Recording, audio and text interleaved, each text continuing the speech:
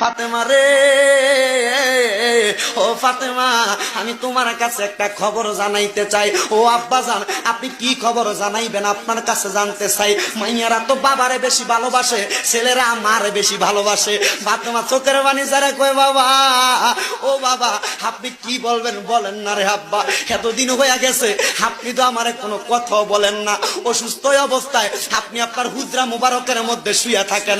আমার দয়াল নবী কয়, রে জগৎবাসী, আমি যখন অসুস্থ অবস্থায় আমার হুজরা মুবারকের মধ্যে শুয়েছিলাম, আমার আল্লাহর নবী বলেছেন, মা বাইনা বাইতি ওয়া মিম্বারি রওজাতুম মির রিয়াদিল জান্নাহ। নবীর রওজা থেকে নবীর ঘর পর্যন্ত এটা জান্নাতের একটা টুকরা। এই জান্নাতের নাম হলো রিয়াজুল জান্নাহ।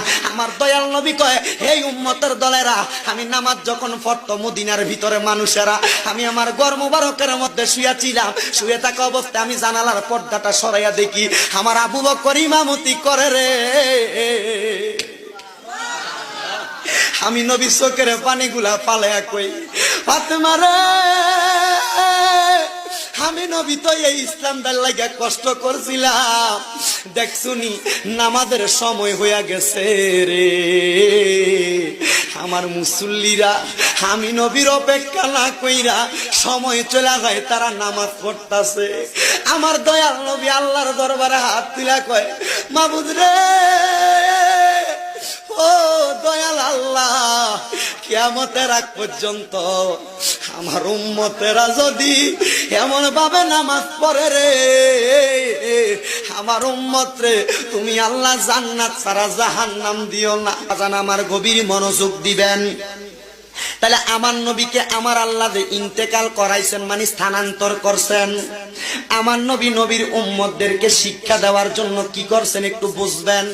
বাজান আমার দয়াল নবী মিলাদুন নবীর আলোচনার ধারাবাহিকতায় আলেমগণ হুজুরগণ অত্যন্ত সুন্দর আলোচনা করেছেন বাজানো। কিন্তু যখন আমার দয়াল নবী এখনো আগমন করে নাই, নবী আমার আগমন করার পূর্বে হযরতে আম্মাদান আয়েশা সিদ্দিকা, আম্মাদান আয়েশা সিদ্দিকা রাদিয়াল্লাহু তাআলা আনহা, ওই মদিনার কামলিওয়ালা দয়াল নবী রাহমাতাল লিল আলামিন নবীর কলিজার টুকরা স্ত্রী আম্মাদান আয়েশা সিদ্দিকা থেকে হাদিস বর্ণিত, আল্লাহ পাকের একজন বান্দা ওই জায়গার মধ্যে বসবাসরত অবস্থায় আমার দয়াল নবী রাহমাতাল লিল আলামিন নবীর আগমনের আগে বাইহাকি ইসহাক হাকাম রাহমাতুল্লাহ আলাইহি উনি বলতেছেন, মক্কা নগরীটা ছিল একবারে খারাপ অবস্থা, মক্কা নগরীর অবস্থা বেশি ভালো অবস্থা ছিল না। আমার দয়াল নবী আগমন করার পূর্বে ওই মক্কা নগরী মানে নবীদের বাড়ি মুবারক, তার সামনে নবীর হুজরা মুবারক, ঘর মুবারকের সামনে একটা ইহুদি বসবাস করত। ওই ইহুদিরা ওই জায়গায় থাইকা ব্যবসা বাণিজ্য করত, কাজকর্ম করত এবং তার মাল সামান গুলা মক্কা নগরীর মধ্যে বিক্রি করত। ওই ইহুদির একটা কাজ ছিল, ইহুদিটা মানুষের হাত দেইকা, মানুষের চেহারা দেইকা অনেক কিছু বলতে পারতেন। ওই ইহুদিটা যখন বলতে পারতেন, ইহুদিটা একটা অভ্যাস ছিল, সে বেশি বেশি তাওরাত কিতাব তেলাওয়াত করতেন। কি কিতাব? জোরে কর না, কি কিতাব? 4টা কিতাব, তাওরাত, জাবুর, ইনজিল, কোরআন। এই কোরআন আমার নবীর উপরে আল্লাহ নাজিল করেছেন। ইহুদির অভ্যাস ছিল, ইহুদিটা তাওরাত কিতাব পড়তেন।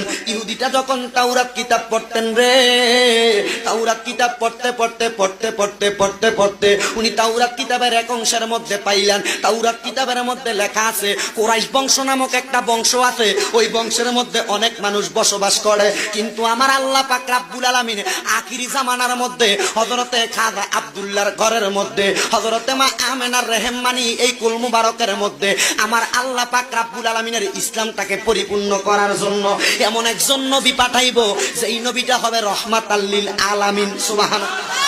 আমার মদিনার কামলিওয়ালা দয়াল নবী রাহমাতাল লিল আলামিন নবী এখনো পর্যন্ত আগমন করে নাই, আগমন করে নাই। ওই ইহুদি লোকটা ওই জায়গার মধ্যে বসে থাকা অবস্থায় ব্যবসা বাণিজ্য করে, দোকানপাটে অনেক মানুষই তো আগমন করে।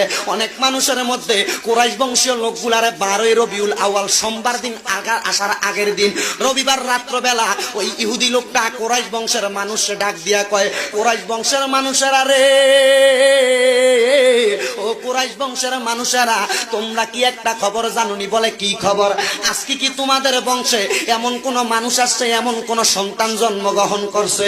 কুরাইশ বংশের লোকেরা কয় আমরা তো এমন কোন সংবাদ জানি না। হঠাৎ করে ওই ইহুদি লোকটা ডাক দিয়া কয়, তোমরা যেহেতু কোনো সংবাদ জানো না, খবর জানো না, আমার কাছ থেকে একটা খবর জানিয়া লও, শুনিয়া লও। এই কুরাইশ বংশের মধ্যে 12 রবিউল আউয়াল সোমবারের সুবহে সাদিকে ফজরের নামাজের পূর্ববর্তী সময়ে এমন একজন নবী আগমন করবে, যেই নবী দুনিয়ার টাকা পয়সা ধন দৌলতের পাগল হবে না, ওই নবী শুধু উম্মতের জন্য পাগল হবে। আমার দয়াল নবী রহমাতাল লিল আলামিন নবীর আগমনের খবরটা ওই ইহুদি লোকটা কেমনে মুসলমান কুরাইশ বংশের কাছে দেয়? ডাক দিয়া কই, কুরাইশ বংশের মানুষরা রে, ও কুরাইশ বংশের মানুষ, তোমরা কি ওই নবীকে দেখছনি? বলে না, দেখি নাই। ওই নবীকে চিনতে চাওনি? বলে হ্যাঁ চিনতে চাই। বলে ওই নবী